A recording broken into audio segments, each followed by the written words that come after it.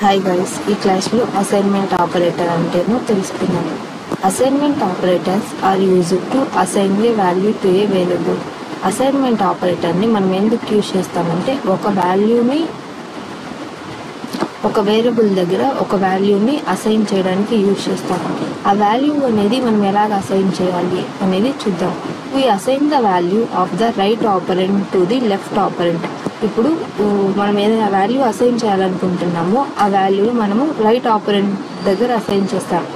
దేనికి? లెఫ్ట్ ఆపరెంట్కి ఆపోజిట్లో.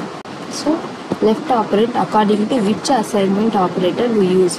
ఏ అసైన్మెంట్ ఆపరేటర్ మనం యూజ్ చేయాలి అనుకుంటున్నామో అక్కడ మనము రైట్ ఆపరెంట్ దగ్గర ఆ వాల్యూ అనేది అసైన్ చేస్తాము. ఓకేనా? ఇందులో కూడా మనకి 6 టైప్స్ ఉన్నాయి. అందులో ఒకటి ఈక్వల్ టు, ఇంకొకటి plus assign, minus assign, times assign అన్న అనొచ్చు, మల్టిప్లికేషన్ అసైన్ అన్న అనొచ్చు, డివిజన్ అసైన్, రేమ్ అసైన్. ఇక్కడ దీనికి మనం ఒక ఎగ్జాంపుల్ చూద్దాం. నేను ఇక్కడ స్ట్రింగ్ ఫంక్షన్ యూజ్ చేస్తాను. వేరియబుల్ ఏ వచ్చి 10, వేరియబుల్ బి వచ్చి 5 తీసుకున్నాం.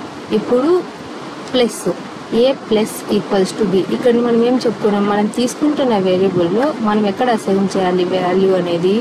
Right side. సో నేను ఇక్కడ ఏ రైట్ సైడ్ ప్లస్ అనేది అసైన్ చేశాను. So A plus B. ఇప్పుడు 10 + 5 ఏమవుతుంది? 15. Next A minus B. అన్నిటిని ప్రింట్ చేయాలి.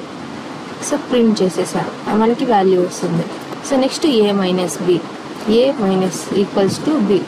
ఏ మైనస్ అసైన్ బి. సో ఇక్కడ ఏ మైనస్ అసైన్ బి ఏమవుతుంది?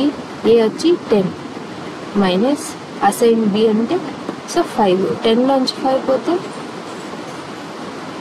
5. కానీ ఇక్కడ ఏమవుతుందంటే మనము ఏం కదా, సో మనకి ఇంతకుముందు ఏమొచ్చింది? 15. సో 15 మైనస్ 5 వచ్చి 10 వస్తుంది. నెక్స్ట్ ప్రింట్ ln ఏ ఇంటూ బి. 10 ఇంటూ 5 ఇప్పుడు మనకి 10 ఉంది. ఇంతకుముందు ఏమొచ్చింది? ఏ మైనస్ బి టు 10 వచ్చింది కదా. సో 10 ఇంటూ 5 ఏమవుతుంది? 15. Next A divided by B. ఇప్పుడు మనకి ఇంతకుముందు ఏమొచ్చింది? ఏ ఇంటూ బి అంటే మనం ప్రీవియస్ ఉన్న వాల్యూని తీసుకొని అసైన్ చేసుకుంటాం బీకి. సో ఇంతకుముందు మనకి ఏ ఇంటూ బి ఈక్వల్ టు ఏమొచ్చింది? అక్కడ 15 వచ్చింది. So 15 divided by 5. అప్పుడు మనకి ఏం చేస్తాము?